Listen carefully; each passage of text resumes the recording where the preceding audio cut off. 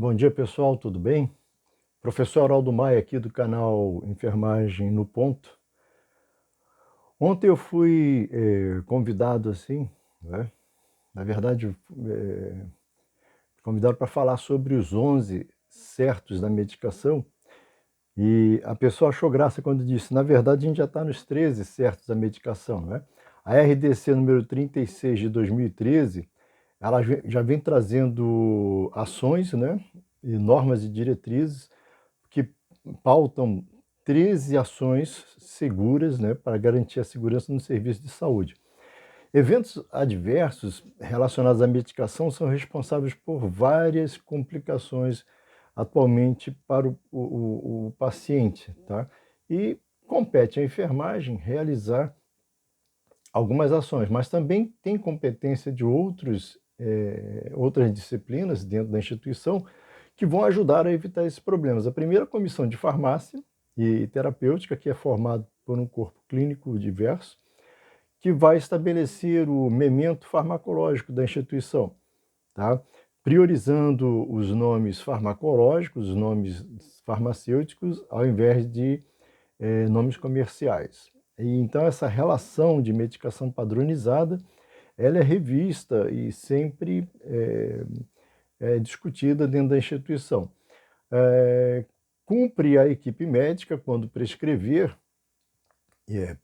diariamente, evitar esse repetir a medicação do dia anterior, porque é uma norma que fere a segurança do paciente, e também elaborar essas prescrições de forma adequada, com uma letra legível, para que não haja nenhum tipo de dúvidas, né, sobre o que está prescrito naqueles itens, ok? Outra situação importante que a gente vê na parte da equipe de enfermagem é que o enfermeiro é o responsável técnico, né, e ele deve orientar e treinar a sua equipe na confecção de todo cuidado, né, que prevê a administração de medicações, como observar esse material, ver as condições em que está a preparação, né, ter o paciente também relacionado a essa medicação bastante identificado, né. Vamos ver esses 13 certos que dizem respeito ao enfermeiro e que são importantes para que haja qualidade, né, e segurança na administração de medicação. Quando a gente faz essa analogia, eu gosto de dizer o que faz respeito ao paciente e o que diz respeito à medicação.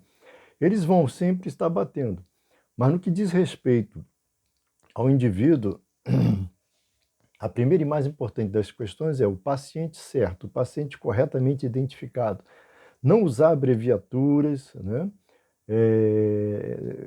Porque posso ter seu José João da Silva e ter seu José Castro da Silva, né?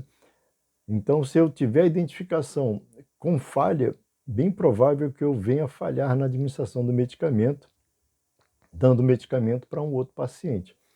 Medicamento certo, nome da medicação correta, cuidado com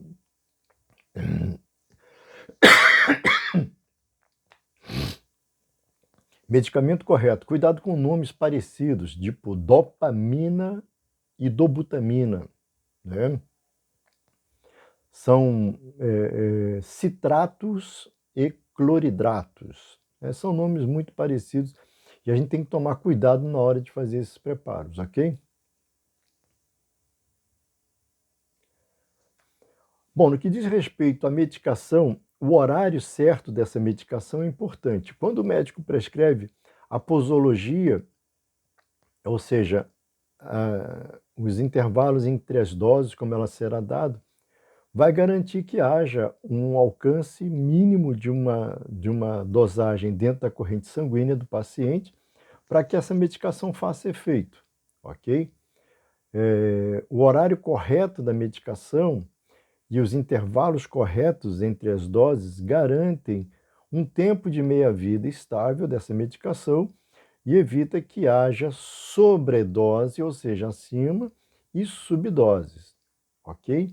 Além do horário certo, a dose certa, tá? Já vi algumas pessoas cometerem alguns erros, como, por exemplo, aspirar do frasco de insulina a medicação que vai ser feita e trocar a agulha, esquecendo que as unidades de insulina, mesmo pequena quantidade, dentro do canhão da agulha que foi trocada, vai fazer falta na dose total. Então, muitas medicações que têm unidades, né, para serem administradas, elas precisam ter também certeza de que estão introduzindo a dose correta dessa medicação.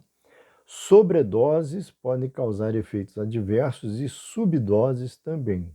Um exemplo disso é você prever que, para combater um processo infeccioso, eu preciso farmacologicamente de uma determinada dose circulando no meu corpo durante um período de tempo. Se eu der menos, isso vai gracejar a oportunidade do micro-organismo desenvolver sistemas de defesa e resistência a essa medicação.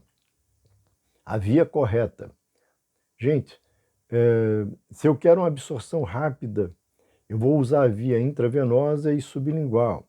Se eu quero uma absorção mais lenta de todos, muitas vezes a gente vai usar a via intradérmica.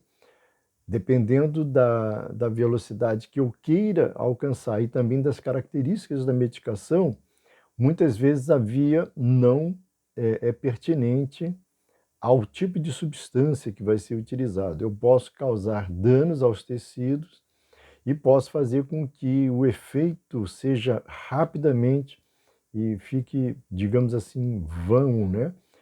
Seja ineficaz para a sua tempo de meia-vida circulando no organismo e o processo, né, farmacodinâmico. Registro certo é o outro item. Registro certo. Não adianta eu fazer a medicação e não registrar. Alguém pode vir posteriormente e pretender administrar essa medicação. Outra coisa, se eu não registro corretamente, toda e qualquer auditoria que for feita dentro desse sistema, e auditorias não somente são feitas no serviço privado, o serviço público também faz essa auditoria, até para a gente poder analisar muitas vezes casos clínicos que não tiveram uma resolubilidade esperada e a gente passa por uma comissão, né, de prontuários para rever o que aconteceu. No serviço privado nem se fala, quer dizer, o serviço privado, muitas vezes alguns organismos, né, de plano de previdências privados, querem saber se o paciente tomou a medicação corretamente, se tomou dentro das doses previstas nos protocolos previstos, ok? Um outro item importante, registro certo.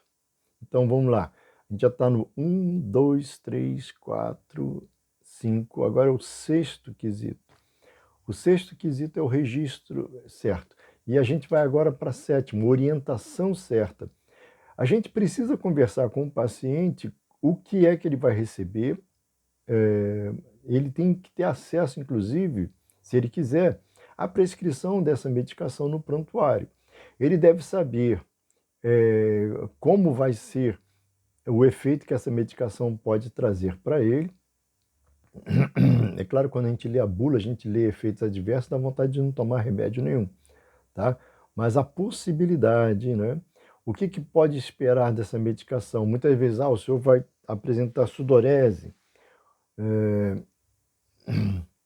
Muitas vezes que ele vai apresentar depois de ter feito uso da medicação, o coração pode disparar, ele pode sentir um pouco ofegante, calor, ondas de calor, principalmente se der algum efeito colateral, é importante ele nos dizer também, tá? Sentir coceira na garganta, um aperto para respirar, algo parecido. Mas não fazer isso de forma alarmista, fazer isso de uma forma tranquila, consciente, né? De que eu preciso da cooperação dele e da medicação para ele receber. A forma e a apresentação correta. Eu não posso pegar uma medicação que veio da farmácia como comprimido, gotas ou dragas, e querer fazer com que ela entre na via subcutânea, intradérmica, intramuscular ou intravenosa. Então, a forma e a apresentação correta dessa medicação é importante.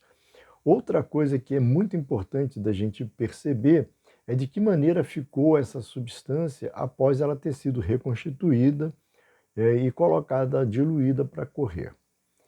Ok? Resposta e ação certa. Para que eu tenha resposta e ação certa, eu preciso, após a medicação, conferir qual foi o resultado. No antitérmico, eu preciso depois vir a esse paciente e aferir mais uma vez a temperatura. Um anti-inflamatório ou analgésico, eu tenho que vir a esse paciente mais uma vez, depois de uns 30, 40 minutos, e conferir se houve, né, resultados na medicação. A resposta e a ação certa, muitas vezes, também pode ser feita com relação a antibióticos e anti-inflamatórios, quer dizer, a turgência, a dor, a tumefação, né, a circunferência, né, o rush cutâneo, alguns sinais visíveis de que esse processo inflamatório está cedendo. E quando é o caso de antibióticos, sinais e sintomas característicos de que essa infecção está sendo debelada, né, como redução dos quadros febris, na leucometria, uma redução importante disso também é importante a gente perceber. Então, e vem depois a validade certa. Na verdade, antes de eu dar a medicação para esse paciente, é importante que eu veja se a medicação está no prazo de validade. Você fala, mas não tem farmácia que pode ver isso? Sim, mas eu posso ter uma medicação dentro do meu carro de parada cardíaca e se eu não tiver habitualmente, né, condições de averiguar o prazo de validade daquele material, eu posso incorrer no uso de uma medicação com prazo de validade vencida. Isso pode ser danoso, ineficaz e pode até trazer efeitos colaterais iatrogênicos que eu não gostaria que houvessem, ok? A prescrição correta, uma coisa importante. O médico prescreveu um clisterglicerinado e botou intravenoso. Opa, peraí. Eu posso, muitas vezes, não ter o domínio pleno da farmacologia, mas eu devo saber que a prescrição, se ela estiver errada, ordem errada não se cumpre, ok? Você volta, mais uma vez, ao seu superior ou você volta ao médico que prescreveu e tira a dúvida dele com relação àquilo ali. Já enfrentamos várias situações assim nesse sentido, bem parecidas, tá? Compatibilidade certa, ok? Nesse momento, muitas vezes a gente precisa evitar o uso de certas substâncias enquanto, por exemplo, vou fazer uma substância agora, nesse momento, é pontual, uma dipirona. Eu tenho que perceber se na via onde está entrando essa dipirona está correndo alguma outra substância que pode vir a interagir com essa dipirona, causando um efeito ou extrapolando os efeitos ou bloqueando, anulando os efeitos. A gente chama de antagonismo. Algumas substâncias são agonistas, outras são antagonistas. Mas a pior coisa que pode haver é a anulação de uma medicação ou o sinergismo, ou seja, aumentar, exacerbar a resposta do organismo ao uso de algum tipo de substância, ok? Então, substâncias que eu venho a usar que tem um efeito adrenérgico, por exemplo, e uma outra substância potencializa esse efeito adrenérgico, eu posso ter como resultado um pico hipertensivo, uma aceleração do coração e até colocar esse paciente sob uma arritmia cardíaca muito perigosa. E, finalmente, o tempo da administração correto. Gente, nem sempre eu posso fazer um flush, ou seja, pegar uma medicação e introduzir muito rapidamente. Ela pode ser vesicante, ou seja, ao entrar em contato com a luz interna do vaso, que tem um endotélio vascular, causar dolorimento extremo, né? Ou causar um pico hipertensivo, ou causar uma vasodilatação excessivamente perigosa, tá? extravasar, nem todos os vasos conseguem comportar um determinado volume hídrico, né, sem apresentar esse risco de extravasamento. Outra situação importante de tempo de administração correto é, por exemplo, ligado a alguma droga que vai perder o efeito em poucos minutos, sob sob a atuação da luz solar, fotossensibilidade, ou mesmo sob o tempo de estabilidade depois de reconstituído. Isso é muito comum com alguns hemoderivados e hemocomponentes, como é o caso, por exemplo, do sangue ou concentrado de hemácias, né, que tem um tempo previsto de pelo menos máximo 3 horas para correr. Fora isso, você vai desnaturar as substâncias desse preparado e fazer com que ele não tenha efeito. Sem falar no risco também, né, que nós temos de causar discrasias sanguíneas, muitas vezes.